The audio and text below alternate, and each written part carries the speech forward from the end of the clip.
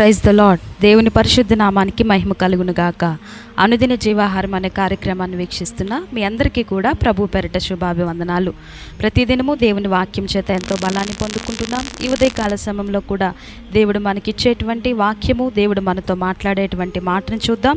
యోహాను సువార్త 15వ అధ్యాయము 14వ వచనం చదువుదాం. మీకు ఆజ్ఞాపించి వాటిని చేసిన ఎడల మీరు నా స్నేహితులై ఇందురు. ఆమేన్. ఈ ఉదయకాల సమయంలో దేవుడు మనల్ని బలపరుస్తూ మనకిస్తున్నటువంటి మాట ఏమిటంటే, ఒక స్నేహితుని వలె ఆయన మనతో ఉండాలని ఇష్టపడుతున్నాడు.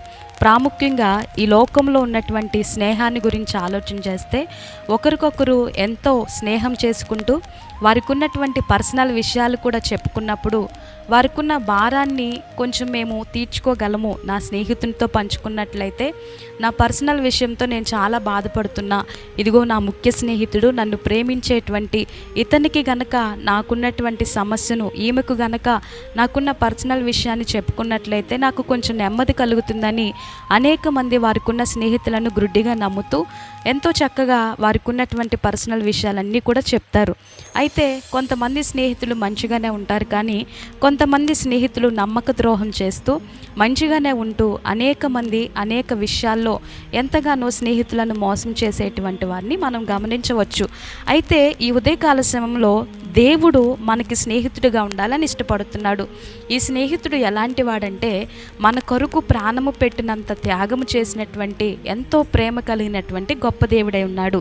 ఆనాడు అబ్రహామును కూడా దేవుడు అంటున్నాడు, ఇతడు నా ముఖ్య స్నేహితుడు, ఇతడు నా స్నేహితుడని దేవుడు సంబోధిస్తున్నారు. నిజమే. అంటే ఈ అబ్రహాము ఎంత చక్కగా దేవునితో సహవాసం చేశాడో మనము ఆలోచన చేయాలి.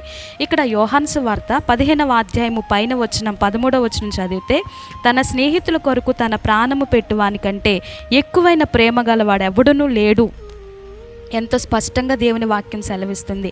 తన స్నేహితుల కొరకు నిజముగా ఒకవేళ మన స్నేహితులను మనం ప్రేమించినట్లయితే మనము ప్రాణము పెట్టగలిగినంత కంటే కూడా నిజముగా ఎక్కువైన ప్రేమ ఎవరు చూపించరని దేవుని వాక్యం సెలవిస్తుంది. మనము మన స్నేహితుల కొరకు ప్రాణం పెట్టమంటే ఆలోచిస్తాం, ఎందుకు ప్రాణం పెట్టాలి, మా జీవితాన్ని ఎందుకు స్పాయిల్ చేసుకోవాలని.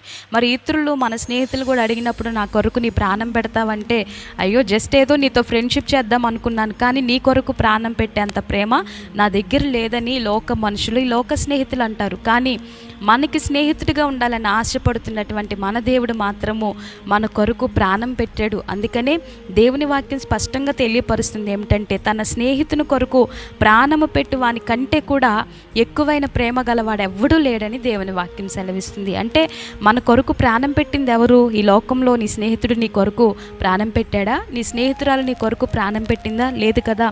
నీ కొరకు ప్రాణం పెట్టి నీ కొరకు త్యాగం చేసింది నీవు నమ్ముకున్నటువంటి ఏకైక దైవము, నీవు నమ్ముకున్న నిజమైన దైవము యేసయ్య మన కొరకు ప్రాణం పెట్టి ఉన్నాడు గనక యేసయ్యనే మనం ఒక స్నేహితుడు, గొప్ప ప్రేమ నిజముగా మన స్నేహితుడైన యేసయ్యలోనే ఉన్నది కనుక ఈ ఉదయకాల సమయంలో గమనిద్దాం. ఆయన మనతో మాట్లాడుచున్న మాట, నిజమైన స్నేహితుడు ప్రాణం పెడతాడట. మన కొరకు ప్రాణం పెట్టిన స్నేహితుడు మన యేసయ్య గనక మన యేసయ్యతో మనం సహవాసం చేద్దాం. ఆయన ఆజ్ఞలను పాటించినటువంటి ప్రతి ఒక్కరు కూడా ఆయనకు స్నేహితులు అవుతారంట. మరి అట్టి రీతిగా దేవునికి స్నేహితులవుతూ ముందుకు కొనసాగదాం. ఈ చిన్న వాక్యాన్ని దేవుడు మన వినికిల్లో దీవించి ఆశీర్వదించునుగాక. ఆమేన్. చిన్న ప్రార్థన చేద్దాం. స్తోత్రమయ్యా, పరిశుద్ధుడై ఉదయకాల సమయంలో నీవిచ్చిన ప్రతి మాటను బట్టి స్తోత్రాలు.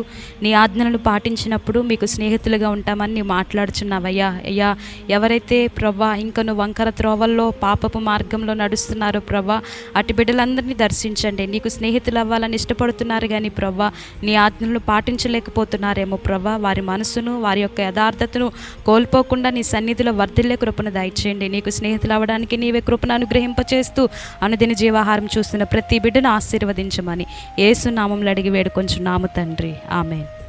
అందరికీ హృదయపూర్వక వందనాలండి.